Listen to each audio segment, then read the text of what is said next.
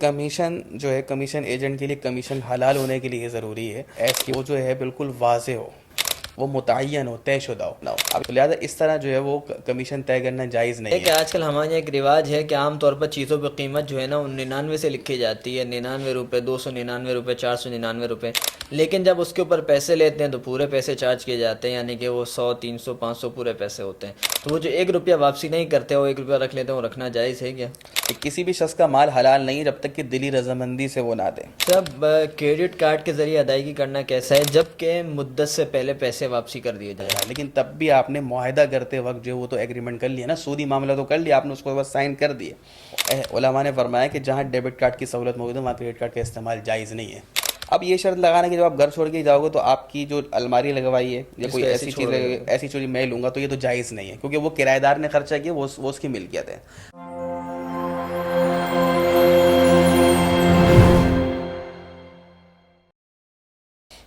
بسم اللہ الرحمن الرحیم۔ محترم ناظرین کرام، جیسا کہ آپ سب کو معلوم ہے، الرحمان اکیڈمی کے توسط سے ہم ہر ہفتے آپ کی خدمت میں حاضر ہوتے ہیں اور مختلف علماء کرام سے، مختلف مفتیان دین سے ہماری زندگی میں پیش آنے والے روزمرہ کے سوالات مفتیان کرام سے پوچھتے ہیں۔ آج اسی طرح ہمارے ساتھ موجود ہے مفتی حارث محمود صاحب، السلام علیکم وبرکاتہ۔ وعلیکم السلام ورحمۃ مفتی صاحب سے کچھ سوالات کرتے ہیں، آپ کے بھیجے ہوئے سوالات ہیں، انہی سوالات کے جوابات معلوم کرتے ہیں۔ مفتی صاحب، ایک اہم سوال ہے، ایک شخص ہے، ہم نام فرض کر لیتے ہیں، زید دودھ کا کام کرتا ہے، اس نے کہ اپنے دوست ابوبکر سے کہا کہ اگر تم نے مجھے کسی ہوٹل پہ یا کسی بڑی بیکری وغیرہ پہ اتنا دودھ لگوا دیا تو جب تک وہ دودھ اس دکان پہ یا اس بیکری پہ جاتا رہے گا میں تمہیں روزانہ 2 لیٹر دودھ مفت دوں گا۔ اب ابوبکر نے اس کو یہ دودھ جو ہے لگوا دیا ہے، تو اب سوال یہ ہے کہ اس کا ابوبکر کا 2 لیٹر روزانہ کا دودھ مفت میں لینا بطور کمیشن جائز ہے؟ دیکھیں، آپ کا سوال یہ ہوا کہ کوئی شخص کمیشن کے طور پہ یہ طے کر رہا ہے کہ بھائی میں نے آپ کو دودھ فلاں ہوٹل پہ لگوایا، تو جیسے دن ہوٹل پہ دودھ جائے گا تو 2 کلو دودھ میں کمیشن کے طور پہ لوں گا۔ تو دیکھیں، کمیشن جو ہے کمیشن ایجنٹ کے لیے کمیشن حلال ہونے کے لیے ضروری ہے کہ وہ جو ہے بالکل واضح ہو، وہ متعین ہو، طے شدہ ہو۔ اب یہاں پہ مسئلہ صرف یہ آ رہا ہے کہ یہ پتہ نہیں ہے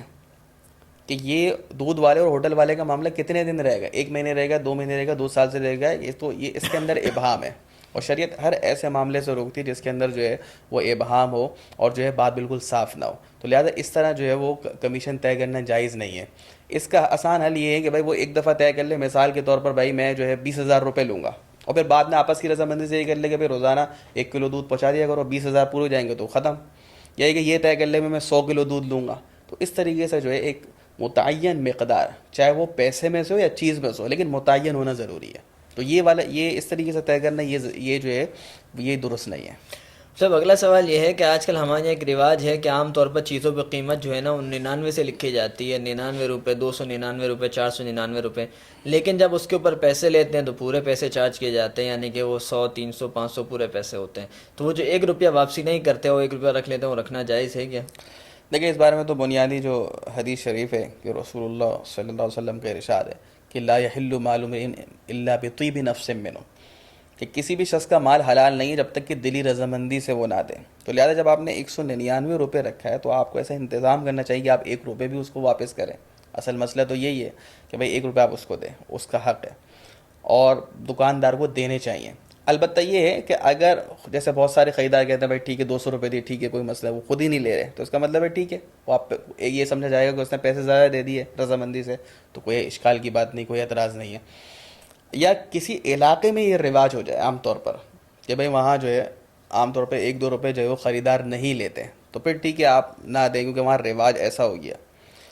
لیکن بہرحال جہاں تک ممکن ہو دکاندار کو اپنی طرف سے جب اس نے 199 رقم رکھی ہے جیسے میں نے عرض کیا تو رکھنا چاہیے، اور اس کا پھر آسان حل، بعض دفعہ کہتے ہیں یار سکے اتنے کہاں سے لائیں، تو اس کا ایک آسان حل ہے کہ آپ ٹافی وغیرہ کوئی چیز رکھ لیں 1 روپے کے بدلے میں، بدلے بھائی یہ ٹافی، عام طور پہ بندہ اس پر راضی ہی ہوتے لینے کے لیے۔ لیکن بات اصل ہے کہ خریدار نے اگر بول دیا 2 تو پھر آپ کو دینے پڑیں گے۔ وہ سب الیکٹرک آلے کے ذریعے مچھر وغیرہ کو مارنا کیسا عمل ہے؟ دیکھیے، اس میں یہ سوال اس لیے لوگوں میں پیدا ہوا کہ بعض دفعہ ایسا لگتا ہے کہ وہ جو ریکٹ ہے تو اس سے جو مچھر مر رہا ہے تو وہ کہ آگ نکل رہی ہے اس سے مر رہا ہے، لیکن جو عمومی تحقیق عام طور پہ جو ریکٹس بنائے جا رہے ہیں تو وہ اس کے کرنٹ سے وہ مچھر مر رہا ہے۔ تو لہٰذا ویسے جو موذی جانور ان کو مارنا جائز ہے. آنکھ سے جلانا کی ممانعت ہے, تو وہ آنکھ سے نہیں مر رہا بلکہ وہ بجلی کے کرنٹ سے مر رہا ہے, تو جو ہے شرعاً علماء نے اس کی اجازت دی ہے. صاحب کریڈٹ کارڈ کے ذریعے ادائیگی کرنا کیسا ہے جب کہ مدت سے پہلے پیسے واپسی کر دیے جائیں؟ دیکھیے کریڈٹ کارڈ میں ہوتا یہ ہے کہ جب آپ کریڈٹ کارڈ بنواتے ہیں تو گوئے کہ بینک جو ہے وہ آپ کو قرض دے رہا ہوتا ہے, آپ مقروض ہوتے ہیں, ٹھیک ہے.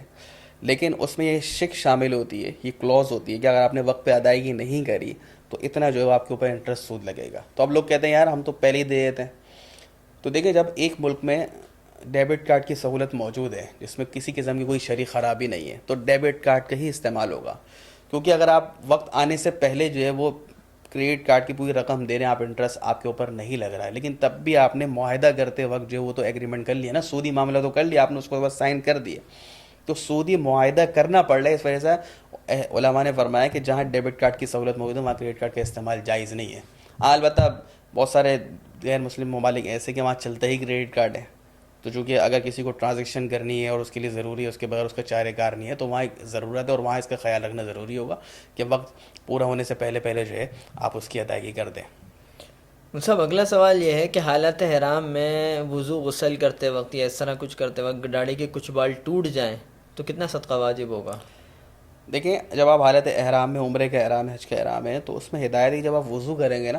تو پھر جو ہے وہ آپ داڑھی کے خلال نہ کریں, کیونکہ خلال کریں گے تو بال گرتے ہیں. لیکن فی الحال اگر کسی سے وضو کرتے وقت یا خلال کرتے وقت بال گرے ہیں تو علماء نے فرمایا کہ بھائی اگر وہ جو ہے وہ 1-2 بال ہیں تو اس صورت میں یہ ہے کہ بھائی 1 مٹھی گندم یا اس کی قیمت دے دیں,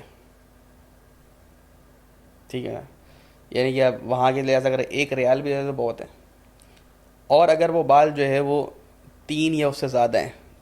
6-7 بال گر گئے, تو پھر صدقہ فطر کے بقدر صدقہ آئے گا, یعنی کہ 1.25 کلو آٹا یا اس کی قیمت. اب وہاں کے حساب سے معلوم کر رہے 5 ریال ہے 6 ریال ہے, لیکن صدقہ جو ہے وہاں کے فقراء کو دینا افضل ہے, لیکن یہاں بھی آپ دے سکتے ہیں. تو یہاں جیسے ابھی 1.25 کلو آٹے کی جو قیمت ہے تقریباً 220 یا 250 روپے بن جائے گی, اتنا اگر آپ دے دیں صدقہ تو وہ آپ کا کفارے کے طور پہ وہ ادا ہو جائے گا.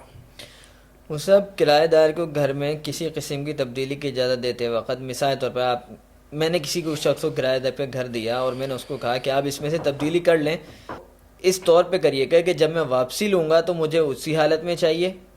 جس حالت میں جو ہے وہ تبدیل کیا تھا, یا پھر جو تبدیلی آپ نے کی جو پیسے لگائیں اس کے پیسے میں نہیں دوں گا, آپ مجھے اسی حالت میں مجھے واپسی دیں گے. تو اس طرح کی شرائط لگانا جائز ہے؟ دیکھیں آدمی جب کرایہ پہ گھر لیتا ہے تو ظاہر سی بات ہے کرایہ دار عام طور پہ 11 مہینے کا تو ایگریمنٹ ہمارے یہاں ہے ہی, پھر آگے اگر رضامندی سے 1 سال 2 سال بڑھا لیے تو وہ کچھ کام تو کروایا گھر میں, کچھ اضافی چیزیں دیواروں پہ لگوایا, کوئی الماری بنوا لی ہے, ساری چیزیں. تو یہ تو اختیار مالک مکان کو دینا پڑے گا کہ وہ ہر ایسا جائز تصرف کر سکتا ہے. ہاں البتہ یہ کہ وہ ایسا کام نہ کرے بھائی جس سے دیواروں کمزور ہو جائیں, لیکن جو کام ہے وہ سہولت کے لیے وہ کرے گا. اب یہ شرط لگانا کہ جب آپ گھر چھوڑ کے جاؤ گے تو آپ کی جو الماری لگوائی ہے یا کوئی ایسی چیز میں لوں گا تو یہ تو جائز نہیں ہے, کیونکہ وہ کرایہ دار نے خرچہ کیا, وہ اس کی ملکیت ہے. اب اس کے 2 حل ہیں. ایک حل تو یہ ہے کہ جب مکان خالی ہو رہا ہو تو کرایہ دار وہ چیزیں اکھاڑ لے اپنے ساتھ لے جائے. اب اگر دیوار میں کوئی خرابی ہوئی ہے تو وہ اس کی مرمت کروا کے دے گا, یا اس کی جو ایک قیمت آپ باہمی رضامندی سے طے کر لیں, کسی کو دکھا رہے ہو کہ بھائی مثال کے طور پہ 2000 کا خرچہ آیا, آپ نے جو چیزیں اتاری ہیں تو 2000 روپے مالک مکان کو دے دیں, یہ ایک صورت ہے. اور دوسری صورت یہ کہ اگر مالک مکان اس کو اپنی طرف کرنا چاہے تو اس کی قیمت دے دے, اور شریعت یہ کہتی ہے کہ بھائی قیمت میں یہ آسانی کہ اکھڑے ہوئے کی قیمت دے دیں. زیادہ ایک چیز لگی ہوئی ہے تو اس کی قیمت اس لیے زیادہ ہے چیز کی بھی قیمت ہو اور لگوانے کے بھی پیسے لگیں, لیکن اگر وہ مالک مکان کے لیے شریعت نے آسانی دی ہے کہ اگر وہ خصوصاً مالک مکان کی بات اس صورت میں بھی مانی جائے گی کہ اگر وہ بولتا ہے اگر آپ یہ چیز نکالو گے تو دیوار کو زیادہ نقصان پہنچے گا, تو اب تو پھر ایک ہی شک ہو جائے گی یہ کرایہ دار کہ بھائی یہ چیز جو ہے وہ آپ مالک مکان کو گویا کہ بیچ دیں اور اس کی جو اکھڑی ہوئی قیمت وہ آپ اس وصول کر لیں تاکہ دونوں کا نقصان نہ ہو.